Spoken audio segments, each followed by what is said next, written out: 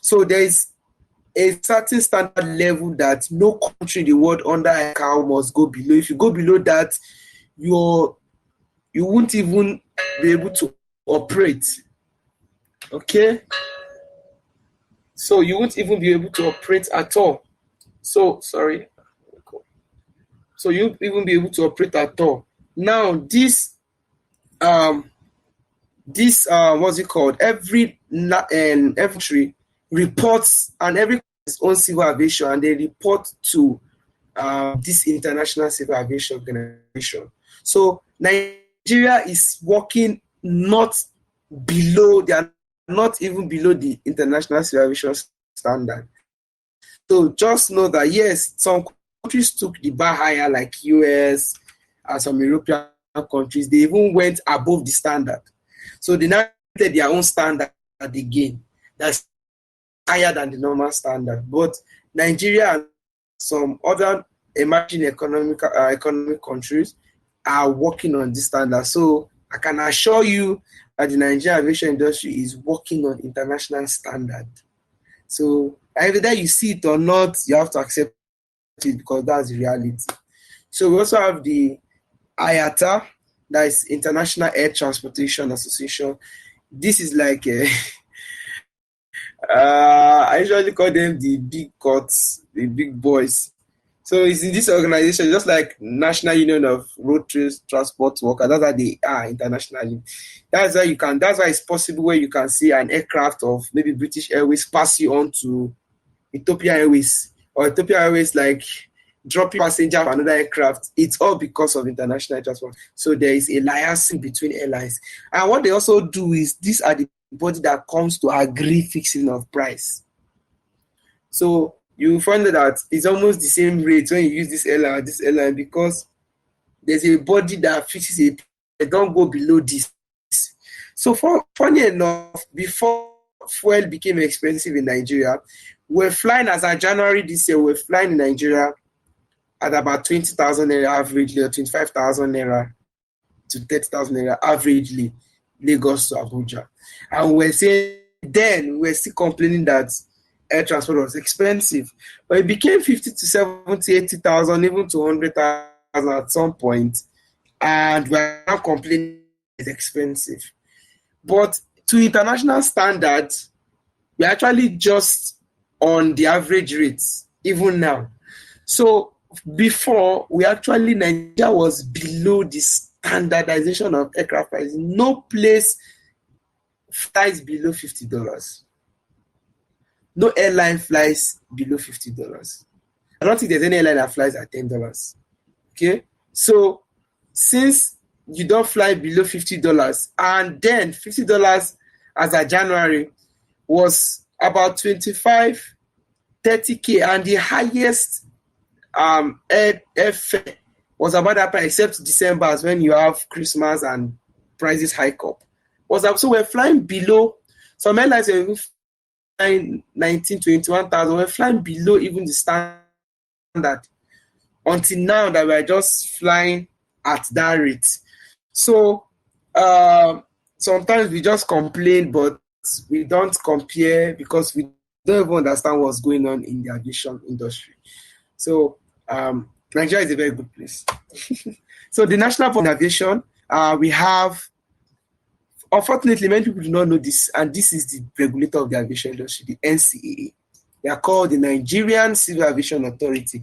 These are the police, these are the VIO, these are the road safety, this same industry, not just, they're even the commissioning and the licensing issuing part of the aviation. In fact, they are the regulators, they are the authority. So far civil aviation is concerned, the authority, and this Nigerian Civil Aviation Authority reports to the International Civil Aviation Organization, ICAO. So every country in the world has this organization called Civil Aviation Authority. So for Ghana, it will be the Ghanaian Civil Aviation Authority. It's only USA that is different, that is Federal Aviation Administration. But every other countries usually have Greece Civil Aviation Authority, this one Civil Aviation Authority. Every country has a Civil Aviation Authority, and this Civil Aviation Authority is directly under the ICAO. So this is not regulated by the Nigerian government. Yes, it's a government agency run. There are civil servants working in this organization. Rather, they are government workers paid by the federal government, but they are not. They are so independent that they are not even literally run by the Ministry of Aviation. They are still submitting their standardization and everything to ICAO. The moment they fall below ICAO standards, they will be penalized by ICAO. ICAO will query them, ICAO will penalize them, not the Minister of Aviation or not the President of Nigeria. As much as they are working for the government of Nigeria, making monies for the government of Nigeria, regulating the Nigerian aviation industry, but they are still submitting to ICAO. So this is the big players of the Nigerian Aviation Authority. Everybody working in the airport as a professional, actually is regulated by this organization. I know most of you know FAN, but sorry to say, this is the real deal in the aviation industry. This is the real thing in the aviation industry, the Nigerian Civil Aviation Authority. Okay, so they also have aviation inspectors. They also have civil staffs that are pilots, engineers, cabin crew. Every form of professionalism is existing in NCA, and they regulate the industry. So we have the NAMA, the Nigerian Airspace Management Agency, and I'm pretty sure this is familiar to the president of OPIA. Even the NCA is familiar to him, but why I say it's familiar to him, because this is the organization is working directly under. So the Nigerian Airspace Management Agency, they are the one in charge of, it's also a governmental agency, but professional aviators. They are professional and they are licensed. And they're the one in charge of our airspace. Everything that flies in the Nigerian airspace is seen and managed by them. Every single thing is seen and managed by them. So an aircraft flying from another country to another country, they see it, they control it. Aircraft flying in between Nigeria or any crafts. So when I say aircraft, I remember I explained earlier that aircrafts are not just aeroplanes. So every craft that flies are regulated, even helicopters and are regulated by Nigeria Airspace Management Agency. Okay, so these are also big boys in the aviation industry, and if you are looking for a government job too, you could try here. The FAN, this is the popular one that I believe every Nigerian knows, Federal Airport Authority of Nigeria. So I call them landlords. That's just all they are, literally. So they are just landlords. They are everybody in the airport are tenants, including the NC, NAMA, were all tenants. These are the landlords. So they are the ones who the airport operation and the runway and buildings in the airport, they just manage that. That's who and what they are. That's all. And security. That's all. Even if NCA still regulates the airport security, because the security is under airport security is also under ICAO standard, so it's still regulated by the NCA, not FAN. Okay, but FAN has its own. It's just a local, whatever. So we have the AIB Accident Investigation Bureau. This is the body that actually they are not alone. Aviation is not their only focus. They also focus on road accidents and stuff, but they play a major role in the aviation industry. When there's, God forbid, a crash or an incident. So in aviation, we have incidents and we have accidents, and we hardly have crashes in Nigeria, I can tell you emphatically. Maybe the Air Force, and the Air Force is the military aviation, not commercial aviation. So The military aviation is a different ball game entirely, so we don't want to go there. But the civil aviation, which has the commercial aviation, Nigeria is one of the safest countries in aviation in the world. So, and when it's an incident or an accident, this body is the one who it takes charge. They find out what happened, and aim is to be able to prevent such occurrences from happening by creating trainings, reviewing whatever it is that should that would have caused that. I know in aviation there's human factor. There are a lot of stuffs that would lead to that. It may not just be machinery and the rest. So this is the body that does that. Then we have NIMET. The NIMET is the Nigerian Meteorological Agency. They are very close brothers to the NAMA, the Nigeria Airspace Management Agency. So these guys, they give weather forecasts and other stuffs, and they give information to, they give aeronautical information also on weather forecasts and whatever it is that will aid flight and navigation. So that is all about the national bodies in aviation in Nigeria and internationally. So we're in the last slide, and this is the last batch, and I think for many people this is what they are anticipating, but all you can't just jump into this without understanding all that. So we have carriers in aviation. Under this, we have the air crew, we have the maintenance and planning, we have the airport and ground operations, we have the administrations and management.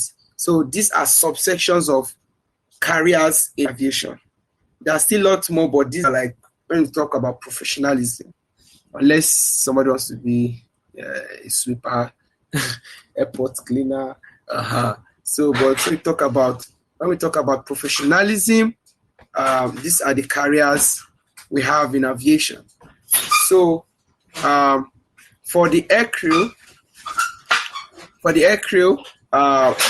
we have pilots, we have air hosts and hostesses.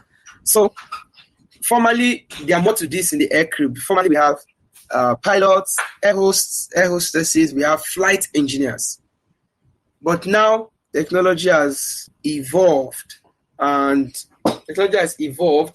now flight engineers are no more needed.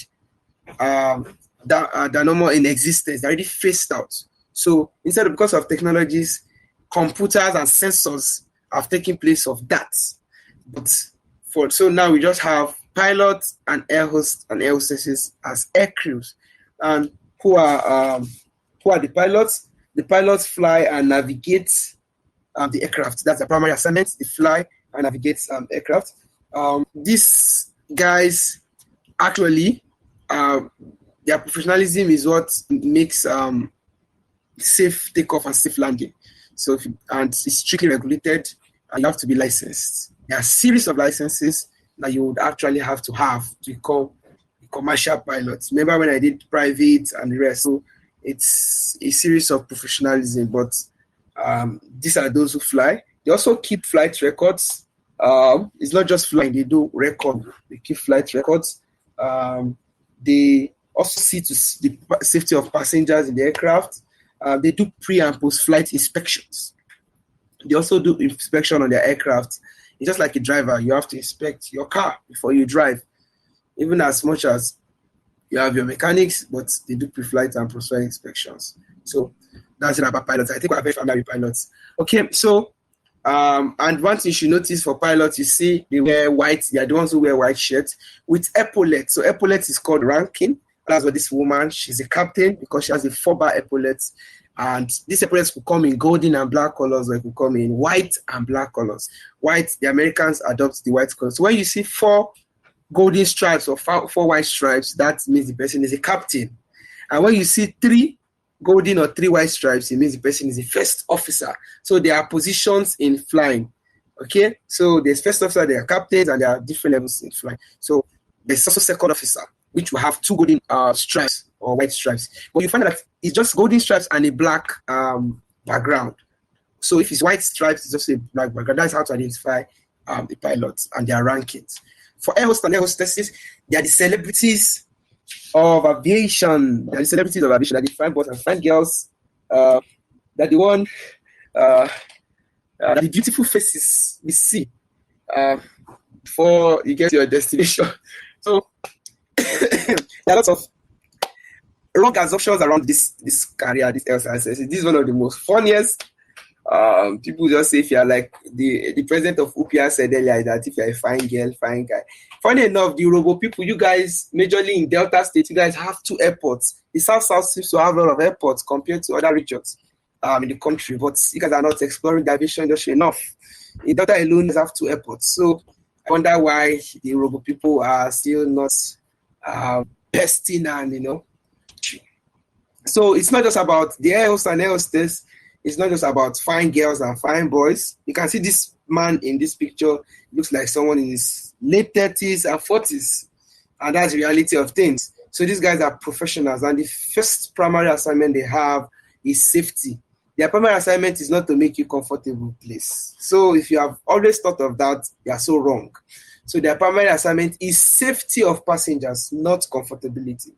So these guys are professionals and they are trained to make you safe. They give you safety instructions and you have to obey them. They are very assertive at that. They give you safety. And God forbid if there's an incident, they are the one that will evacuate you. So these are like your mommies and your parents and your guardians in the aircraft. So yes, they look beautiful just for aesthetics and to make you happy, and they always smile so that you know that there's problem. So that's their job. No matter what the condition is, they smile. That's their job. So just to make you safe so that you don't fidget and pass out out of fear. So remember, they also trust their commander, their captain, because they believe he's also a professional or she's a professional. So their secondary assignment is comfortability, just make you comfortable for international flight, give you snacks, treat you when you are sick, take care of you, and listen to your complaints and direct you. But the first primary assignment is to keep you safe. So that's it about them. And they are licensed. Also, you have to be professionally licensed. Okay. So in this other section, we have the maintenance and planning. This is another section of aviation careers. And this is, so we have this one of the tripod stand. As you have the pilot is on the tripod stand, the pilot is a leg. Then the second leg on the tripod stand is your maintenance. So we have three major careers. Other careers are good, are top, are needed, are important. But if you say the 3 most important, but everybody's needed because everybody has a serious role to play. But maintenance and planning is the second tripod stand. And your maintenance and planning, we are divided into 3. We have the aircraft maintenance engineer. These are not aeronautical engineers, neither are they aerospace engineers. So in the master class, you get to understand deeply the differences between this kind of engineering. What is even aeronautics, what is aerospace, what is aircraft maintenance practically. But under the aircraft maintenance engineers, under this, what do they do? So we have the airframe and power plant, and the airframe and power plant, what they do is they fix, repair, inspect, modify, and move and repair wear parts on the body of the aircraft. Airframe. Everything about the body of the aircraft is called an airframe. You can see that old man down on wing. So he's checking, probably inspecting cracked wears, injuries on the skin of the aircraft, fixes maybe there's opening,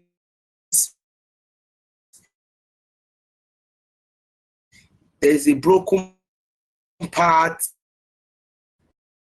a lot of things can happen, and that's one part of their work. Anyways, they do more than that's for the airframe, oiling and everything. They do more than that. So the engineers in charge of the body and making sure even the interior, when it comes to the seat, every mechanical parts of the aircraft, that's what they do and fix and they repair. And you can see that man kneeling down is in an hangar. So you see this is a base maintenance organization. This is where they make the aircraft nude. Then you see the other freshman by the left, you see he's working on the engine. So that's the power plant. So he works on the engine, repairs and whatever. So an aircraft maintenance engineer is actually, the first option is airframe and power plant. So this airframe and power plant is combined to make him an aircraft maintenance engineer, and you have to be licensed. You have to be licensed. Okay, so there are ways about that. Then the aircraft maintenance engineer, we're almost running out of time, so I'll be a little bit faster now. Maintenance engineer for avionics. These are still aircraft maintenance engineers, but what do these people? The avionics means aviation electronics. It deals with every electronics, wiring, compass, lightings, anything that uses power, anything that uses cables, radios, communication, navigation instruments to aid the pilots and flight. All these are the job of avionics engineers. Okay, so the avionics engineers, they are like the wire. But anything that comes to this instrument, you can see a man on red fixing the instrument. Didn't really a concept like this. Fixing instrument and everything with the pilot, navigation, radios, communication with antennas, they mount antennas, they route cables, they install, they replace all those instruments and the rest. You can say a lady too, that's how works on. So me as a person, I am an avionics engineer. So this is who I am, this is what I do in the aviation sector. This is my career. I'm an aircraft engineer, avionics. So my colleagues are the aircraft power plants. So now for aircraft engineers, they also wear white. Okay? So they wear white uniforms when they are off duty. So they wear white uniform because they have an official uniform. They wear white uniform with epaulets also. So they are also the second use epaulets. But how do you differentiate a pilot from an aircraft? How do you differentiate an aircraft engineer from a pilot? So just gold stripes. But they strictly use golden stripes. They don't use white stripes. And the green stripes can be bars and 4 bars too. The golden stripe has a black background. The difference between them and the pilot is the pilot is just a golden stripe and black background on the epaulet, while the engineers have a purple stripe. There's a purple stripe in between each golden stripe. So for those who join the WhatsApp group, they join Telegram. If you are GP personally, you will see a golden stripe there with purple stripes in between.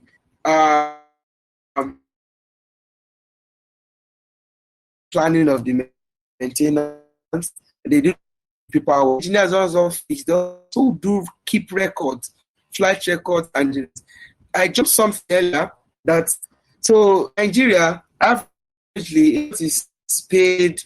I know that's one interests many people. So the pilots averagely in an ideal situation, the pilots are paid about average range of 3 to 6 million per month. But in reality of things too, you could be collecting around 1 million. You get 800,000 for a set, because remember the rankings, right? So let me say a captain. Let me use the captain salary is about 3 to 6 million per month. So the second officer, there's the first officer before a captain. So you might start the second officer with 700,000. You grow up to 1.2, 1.5, and you grow up the rank. Okay, and how you grow up the rank by your flight hours. But again, if you go into private jets, you as a second officer, first officer, you might be taking way more than that. You might even be paid in dollars. And if you fly for international company, be paid in dollars, which is not even anywhere near the range. It's even more than the Nigerian salary range. Okay, so for the air hostesses, basically, international standard, they pay them in dollars too, and they pay them about $1,000 to $2,000 per month. Um, but in Nigeria, in local flights, because there's not so much about rankings, there's ranking called as a senior cabin crew or air hostess or call them flight attendants are called bussers. But really, there's not so much ranking. Okay, so the experience matters. So averagely, in reality, with the Nigerian local industry, they pay about from, let me say, starting from about 150,000 to about 600,000 per month. But the sweet part of it is, that is aside private jets, which your contract money is different. Uh, Also, they pay them by flight, so they pay for a flight hour. So every flight hour they take about, to give them allowances. Some airline pays 5,000 naira, some airlines pay 3,000 naira per flight hour. So in a day, if you work for about 5 flight hours, imagine you're paying 5,000 naira, you work for 5 flight hours, that's about 25,000 per day aside your salary. So if you work for 5 days a week, averagely, you may even work more than 5 flight hours. You may even work up to 8. You may even work for 6 days or 7 days. But if you work for 5 days for 5 flight hours, that's about 25,000 times 5. That's about 120,000 per week. Then by the time you multiply it, in a month, that's about by the time you multiply it in a month, that's about how much now? That's about 500,000. So you could see where the president of OPIA was saying they collect 500,000. That's aside their salaries. Okay, so that's based on flight hours alone. That's it, on flight hours alone. So forget these girls and boys and big girls too, and they get to travel around and enjoy life. So pilots too, but fortunately enough, helicopter pilots, because I just talked about plane, helicopter pilots have paid more than the fixed wing pilot. It's an aero, but that's reality because helicopter flying is more difficult. So I paid way more. It's more difficult system fly. As far as helicopter is, they pay them higher. So I know you guys are in the south, and you guys have oil companies, so they use the helicopters to charter from shore to offshore, and companies will pay you more, and then helicopter flight again, so you're going to pay more. So if a fixed captain is taking about 3 million, helicopter pilot should take about 5 million. If a fixed captain is taking about 6 million, helicopter pilot of that level should be taking more than that. So that's the reality of it. There are really no cabin crew, air hostess for helicopters. So for the engineers, I know a lot about the engineers. My salary for an FM power plant engineer, he most likely in Nigeria engineer. So they are going colleagues, their salary scale is almost the same, but at some point when you're the chief engineer in the maintenance department, you will most likely pick an FM power plant. They are avionics chief engineers, but it will be over the overall the maintenance department. They would take an FM power plant because the FM power plant is about the aircraft, the norms of the aircraft, and they are more versatile. But in places like US, avionics engineers are even paid more than even pilots.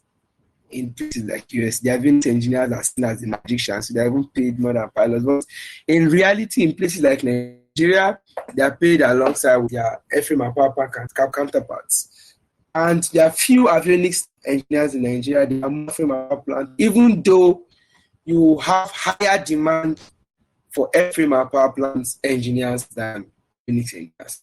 So the India salary structure for a chief FM power plant in a commercial airline about if engineers about 1.5 to about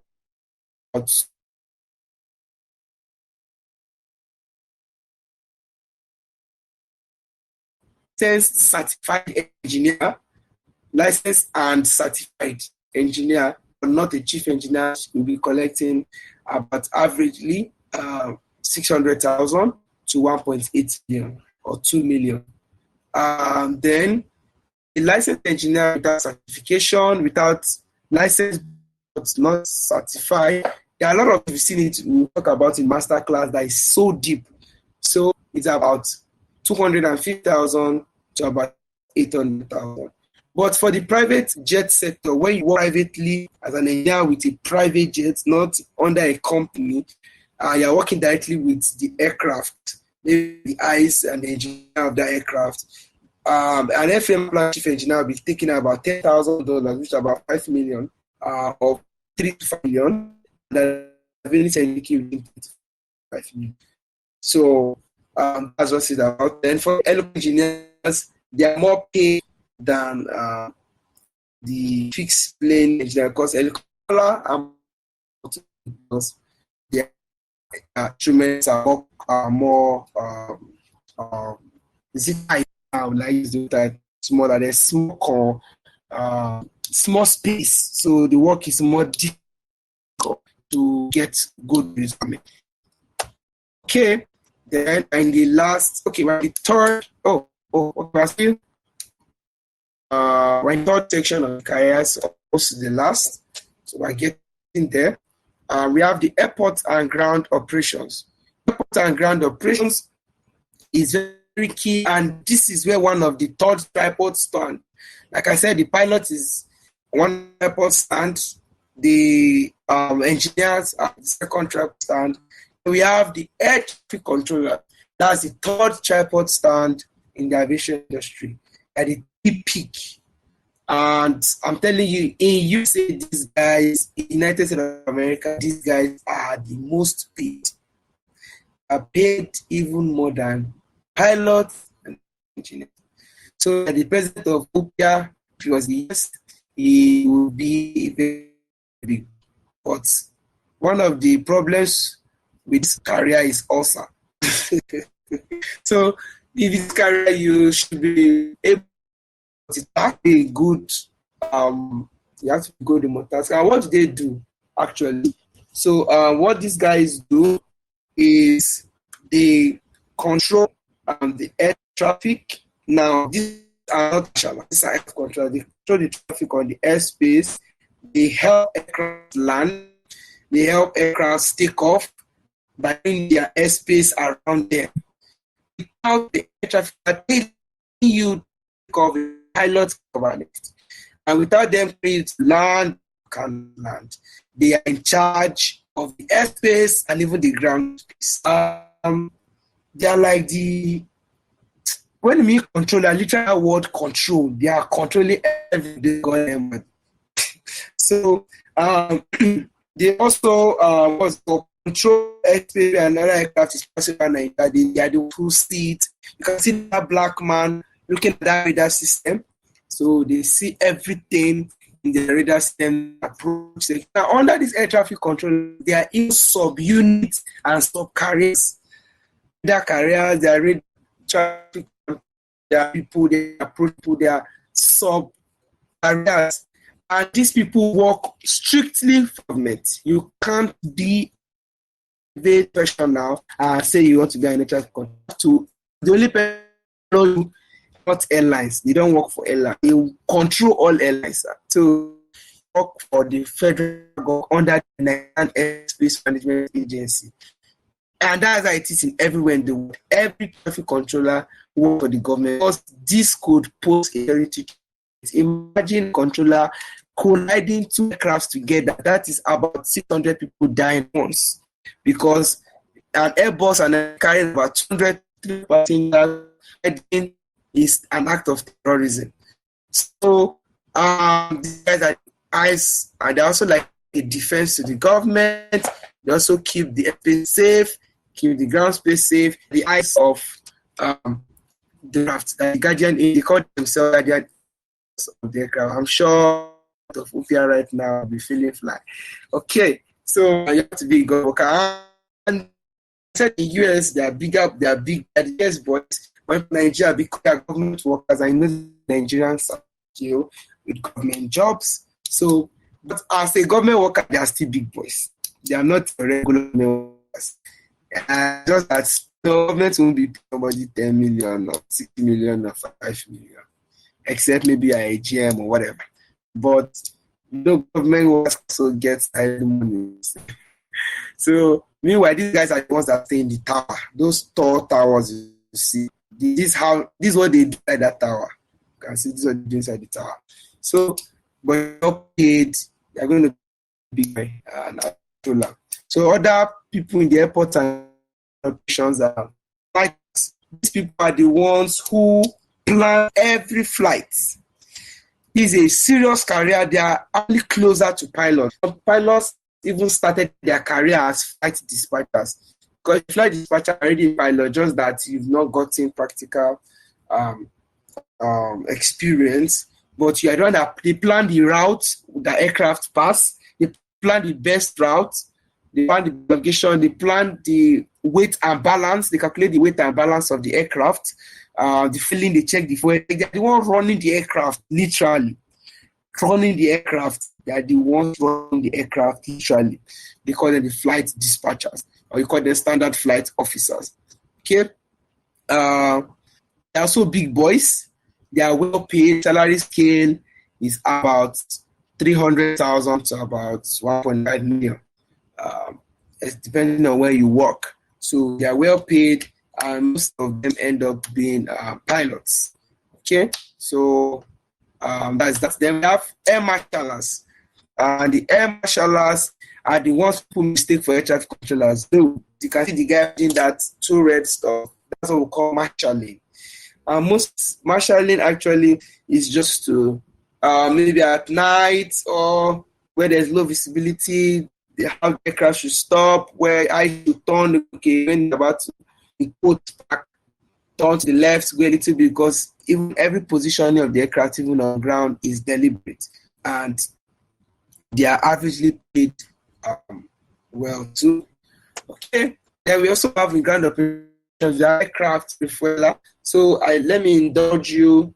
I believe before we are going to be done. So, okay. So we have the aircraft refuelers. These guys fuel aircrafts. Fueling aircraft is not like your fuel attendant in an average fuel station, like your cars and stuff. This is serious. Okay, so it's like an aviation license or regulated or certified. So the aircraft fueler or refuelers, let me give you a very funny story. You can see that tanker behind that man. That tanker is bigger than your average NNPC tanker. Bigger than your average NNPC tanker. In fact, it has, in your filling station, you have your where your nozzle, that metering unit is stationed. This is a mobile filling station because the metric unit, everything is attached to the truck. And this truck is so big that a private jet takes all the fuel in that tank. A Boeing 737 consumes about 60,000. Is it gallons of fuel? Liters or gallons now? Not gallons are not liters. 60,000, I think, gallons of fuel, not liters. I might be mistaken. I'll confirm it's 1,000 liters or 60,000 gallons of fuel. That's for a Boeing 737. That's what it counts. That is what fuels. That's a full tank. And if you compare that, that's a whole filling station. That's not a truck. It's a filling station. You know that round storage stuff in the filling station? That's what fuels an aircraft. In fact, the biggest weight in an is the fuel, and there are aviation gas. And in this part of this job, in Nigeria, there's a lot of corruption. These guys, some of them are even richer than pilots, I can tell you. Richer than, normally their salary could be ranging from 120 to 300, 400,000. But the monies they make, I see that man is fat, right? Literally, that's that they are in Nigeria. They're usually fat.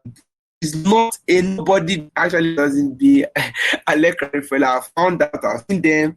They're actually daddies and moms that are doing well, but they are flight at aircraft fellas. They make sure they give flight records.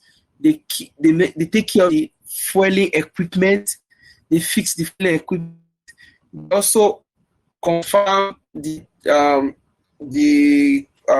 they call, they calculate whatever they need to convert, if it's pounds or whatever weight it is to the aircraft. They just do a lot of technical stuff. Also ground, because this aircraft needs a bound, when you are fueling the aircraft, bond the aircraft, so they call it aircraft bond. It's a technical word. So they bond the aircraft. So it's a little bit technical. This is a career. We have the baggage handlers. This is another select job. So what they do is they load and unload, especially cargo and passenger aircraft, and load passenger aircraft. They also protect. They load this baggage using tugs, using tow tractors, using conveyor belts, and they protect these baggages from damage and theft. So that the security and people looking out, and they also look at for unlimited. They keep putting there for you to catch. These people may catch. So these guys this is a more physical job, and they also have a little bit of that technicalities, but it's more there's the way they arrange and all those stuff. So these are the guys that take care of your bags and take charge of your bags. So then we have the ground and line technicians. This is also another important. I could have joined them on the maintenance and planning, but they still fall under ground operations. So what they do is they are the ones who do every ground operations. They're actually technicians in the real sense, because they also have their own kind of license. They also have their own kind of certification. So not any person can just wash the aircraft. Engineers do the washing, they do the washing. That's their job. Because if I wash the aircraft, there are antennas, there are parts that you will just not have to, and there are ways you do them. They actually does that tow the aircraft. And you can see this is on the towing that. So you the aircraft, like you tow the day you tow cars, you tow the aircraft to park. Not every time you run engine to park, you run it to park, you tow the aircraft. So towing the aircraft is a skill that I'm telling you, this is a serious skill. I'm not hyping this, but this is a serious skill. I've tried towing, man. It's not like driving and jogging. In this kind of towing, you are facing, when towing a car, you are in the car facing the road, and the car they are towing to your guys behind you. But in towing an aircraft, you are facing the aircraft, because you need to see the aircraft. So you don't hit the wings, collide the wings on something, because aircraft parts are crazily expensive. A windshield can buy you a new Camry. A windshield, just replacing a windshield, just out of the 4 sector of the windshield, just 1 sector of the in the cockpit alone can buy a Camry. That's how expensive parts in aviation is. So these guys, they face the aircraft. So they drive reversal and they drive at angles. So, and they use towing bars. This is a professional work, and also do other cleaning and everything too. So just at least engineers on maintenance. They are also paid, depending on the companies they're working with, they are paid from a range of about 120,000 to about 800, 900,000. So it depends on where they are working. And they're working international companies might be taking $2,000, $3,000, and that's in millions. Okay. Then the last career, aviation. So we have the administration and management. We have aviation and airport managers, like you said, managing. In fact, the necessarily modification in the airport and aviation management. They run the management of airlines, the economy economic part, the business part. Sometimes I used to feel it's not free. This guy eats the money. People that eat the money of airlines.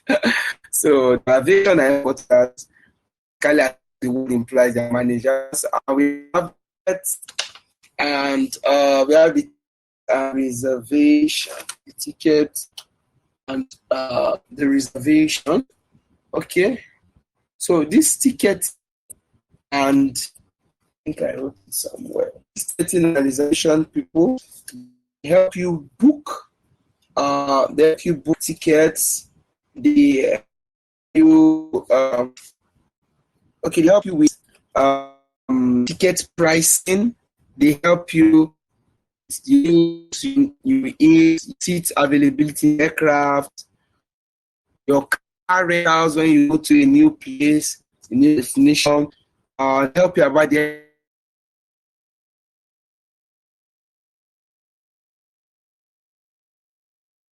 customer, source of customer use and the rest. So these are people you come in contact with. Often they are paid between a range of, let's say, 100, 120 to about 600,000. But they usually have commissions from kind of October, maybe on this store and averages, with this and other stuff too. So certificate and inspection agents, officers. We have the aeromedicals. So we have the every paramedic in the aviation medicals. We have air ambulances, there are people who specialize in air ambulance, and they are air. We also have aeromedicals that supply drugs, supply first aid, supply medical kits and medical services to passengers on board. So this is another part of aviation called the aeromedicals. They even take tests on staffs and all the rest, and pilots and the rest. So we have airport security managers. They are most common now. Airport managers, as the word implied, they manage, they control every security, and not the security people itself. They are security managers. Everything that happens in the airport, again, luggage checking, and to know, catch people that maybe they want to fly through, they want to hide under an aircraft tire, and they catch you for drugs. These are the guys that incriminate you. They do a lot of stuff. Then we have airline operations agents, run every operation within the airline.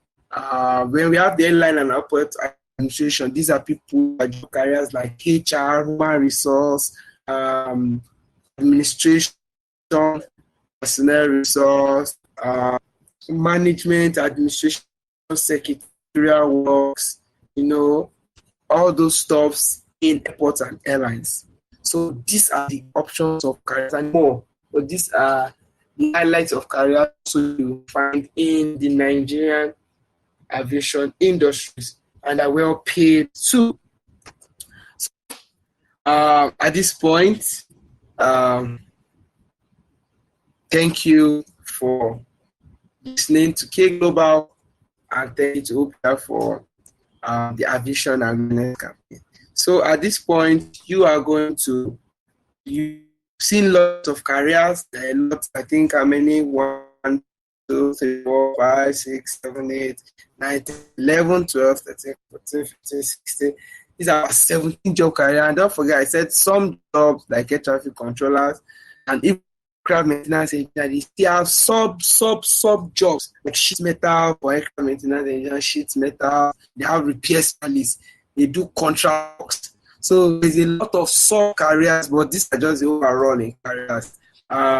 So by now, I haven't seen something that interests you that you didn't even know before, or you've declared about a wrong action, and also there are also every kind of their negative side, their struggles, their all the upside, their sacrifices you have to make, and a lot of this, and most of this you will learn in the master class. So, and the master class comes with a stimulus package. You get to know how to go about these careers. You get to know how you go to go about training to receiving a mentorship, how you go about the training and the schools to go to, kind of license you have, the years it will take, the duration, your employers, people that employ, um, the really what the career is all about, and stuff like that. So these are part of things you get in detail in your master class. There are some people that I've met before. They say on the aircraft and I will tell them that you can't actually, but this when you know what it is, you might have to drop one or you still go ahead. So I urge you to read for the PR Masterclass Aviation Awareness and Stimulus Package. And from here, I would call in President of UPIA to address this as we put an end to this. I know there's going to be question and answer session. So because of time, I may not be able to take the questions now, but please drop your questions on the Telegram group.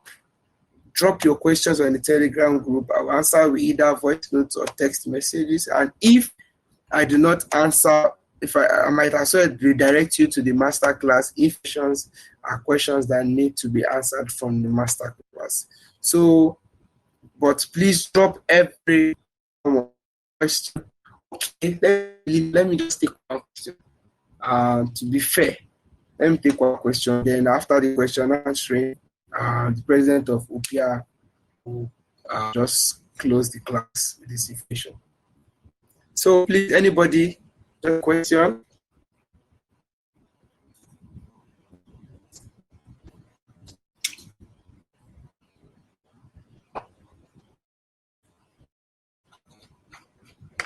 Can you all hear me? Yes, I can hear you. Okay, because I know that some people that heard my voice. Okay, so anybody with any question? If no question, I want to ask a question. Okay. I want to Sorry, ask what's the question. name, please? I can't see the name from here. Yes, my name is. So what's the name? My name is Solomon. Solomon, okay. You're the wise man. Thank you. My question is, when is the master class?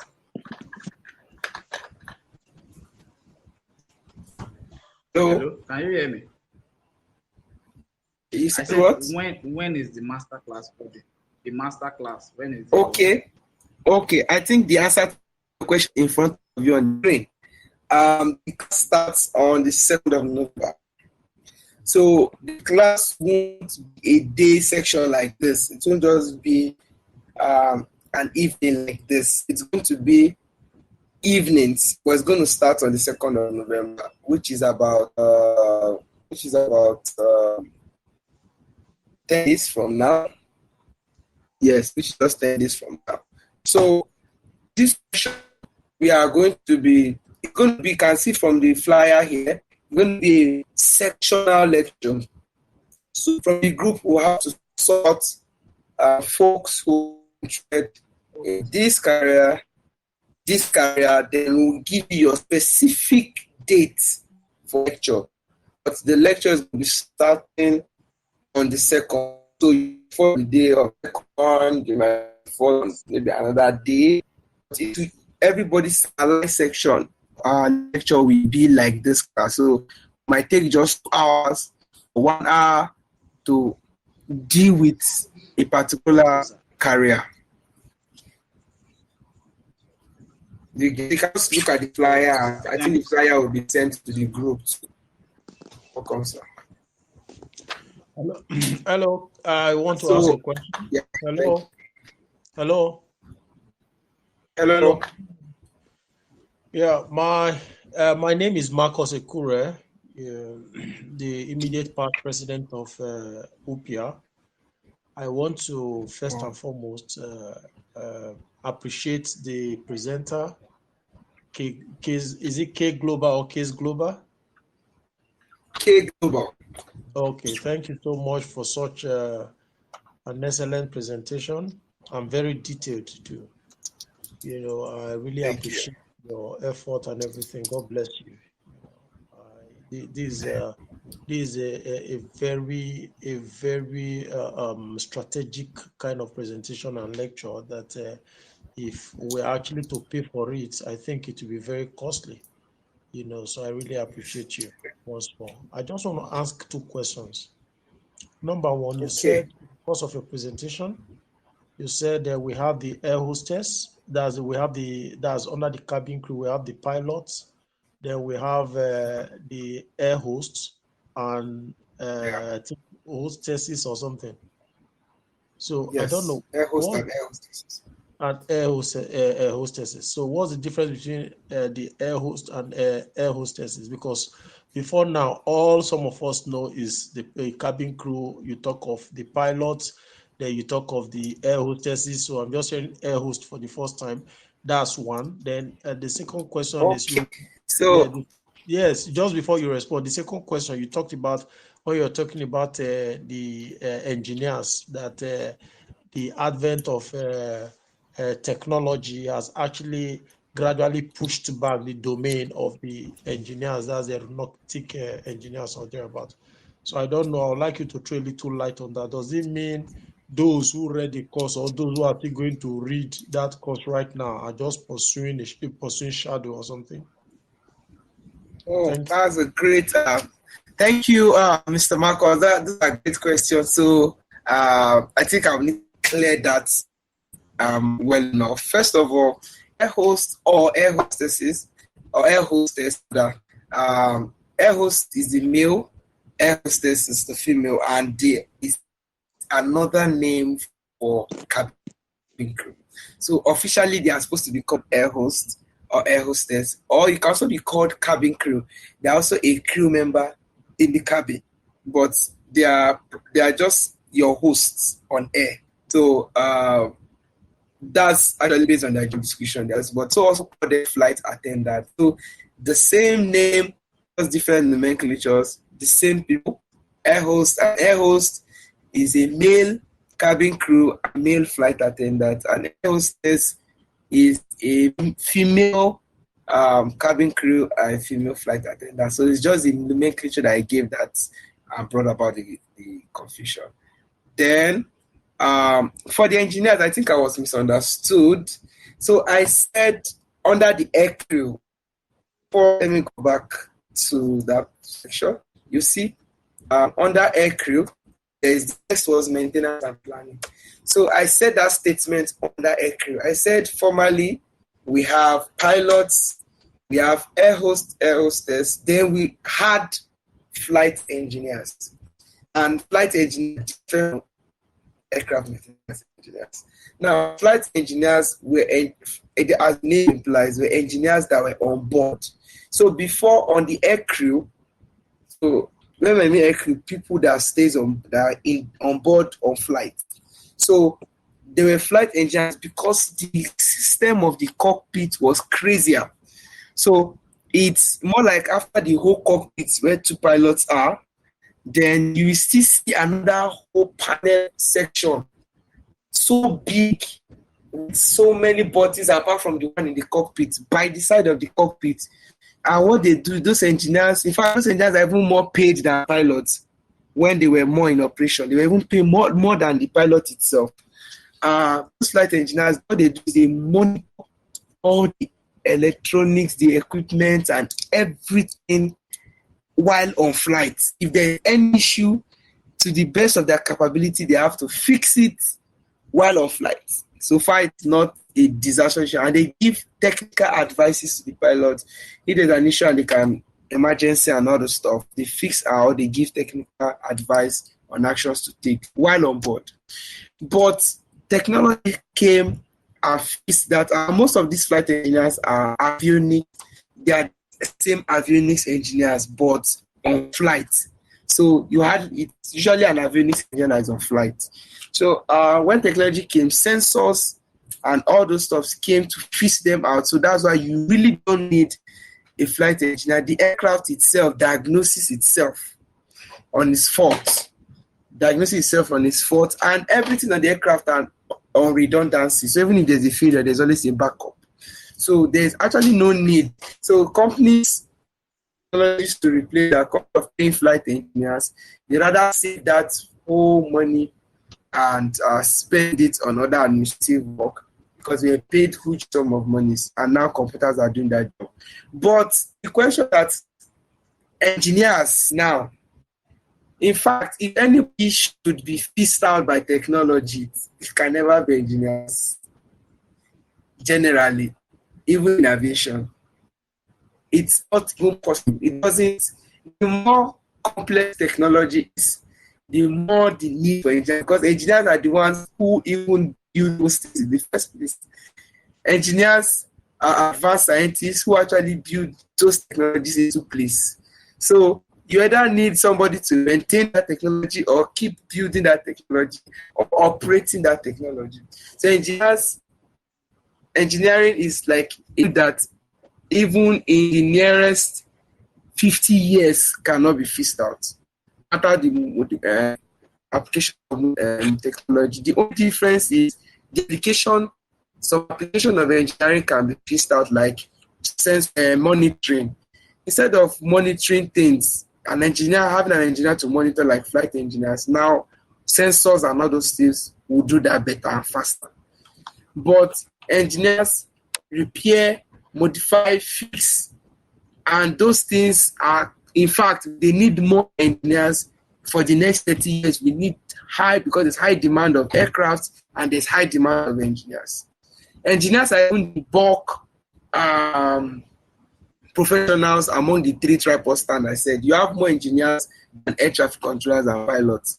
You need more engineers than pilots, because you need, for an aircraft, you need about average of 5 to 10 FM and power plant engineers on one aircraft, and you need an average of 5 engineers. So on an aircraft, you need about 15 engineers.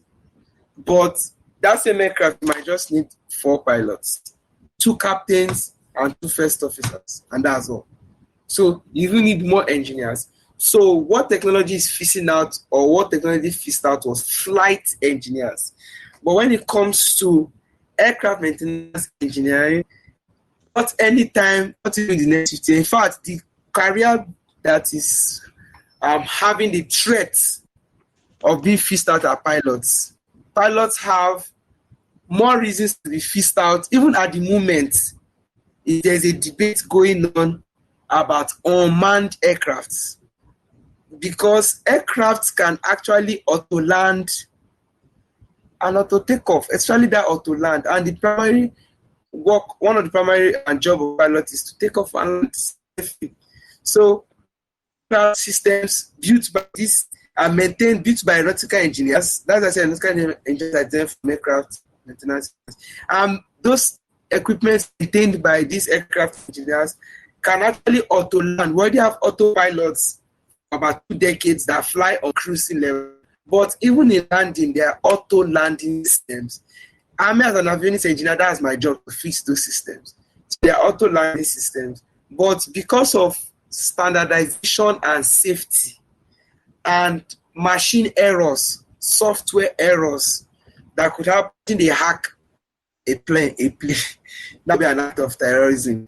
Maybe you hack the control system. So because of that, you need a manual override. You need somebody to still be in the cockpit, just in case, to also use the human genius, to also use the human decision to maneuver in case of instrument or auto failures.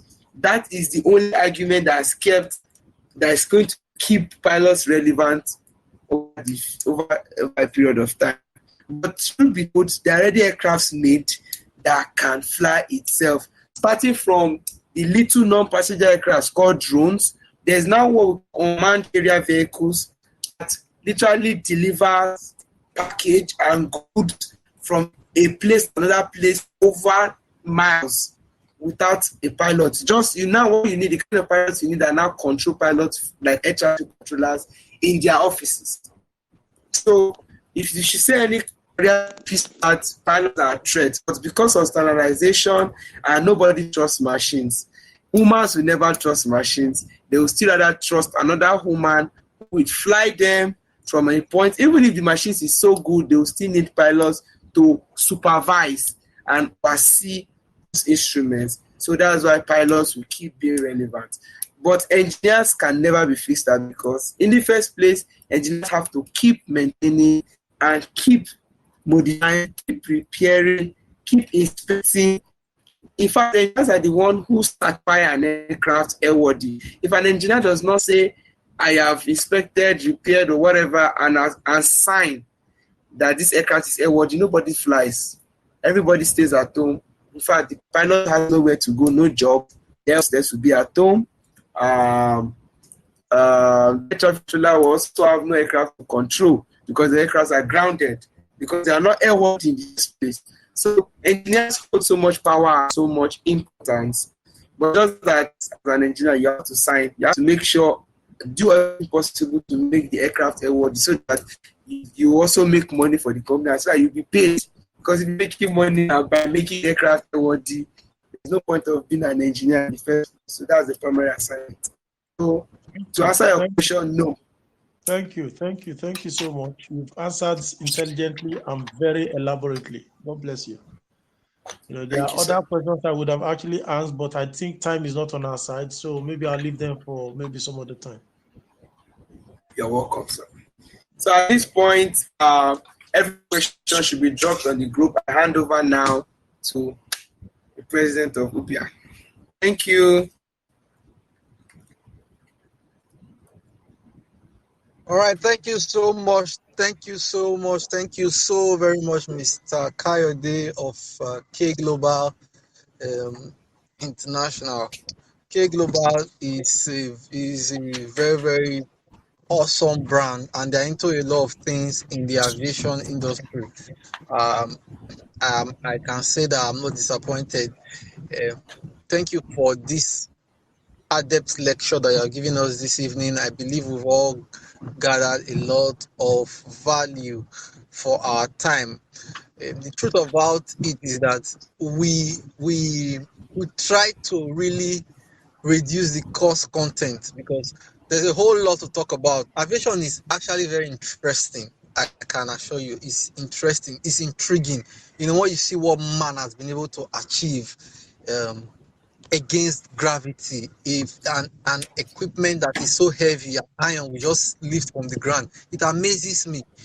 So we can go on and on. And I won't say I'm disappointed, because that's what knowledge is. Not everybody seeks knowledge, but I was actually expecting a fuller house so that we can have more questions, because the truth of the matter is that it is those questions that will just look at the question that was asked now. It is those questions that will make us to talk more.